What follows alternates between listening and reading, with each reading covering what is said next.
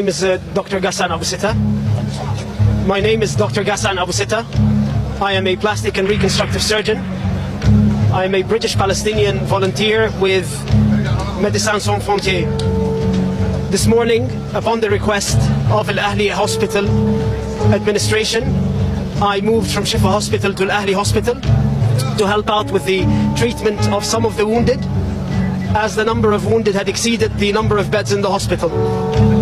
We had been operating all day and had made the decision that in order to continue operating on these patients, I would stay behind and sleep at the hospital.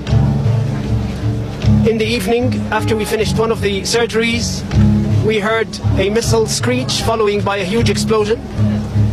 As a result of the explosion, part of the ceiling of the operating room fell.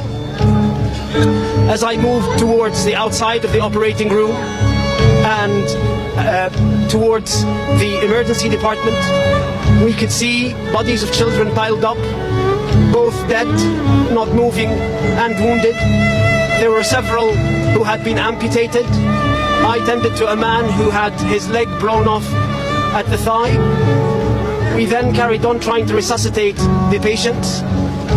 When the ambulance came, I decided to help out by carrying one of the wounded who had had a shrapnel in his neck into the ambulance. As I was walking towards the ambulance, there were body parts everywhere, and there were bodies piled up in the courtyard of the hospital. I then got into the ambulance and escorted the patient back to Shifa Hospital. This morning, when I drove into the hospital, I noted how full the hospital courtyard was, with families who had sought refuge inside the hospital, thinking that it would be a safe haven. It's these very same families who are now either dead or critically wounded as a result of this attack. This is a war crime that the world has seen coming. Israel has been warning the entire world that it was going to attack Palestinian hospitals, and it did exactly that.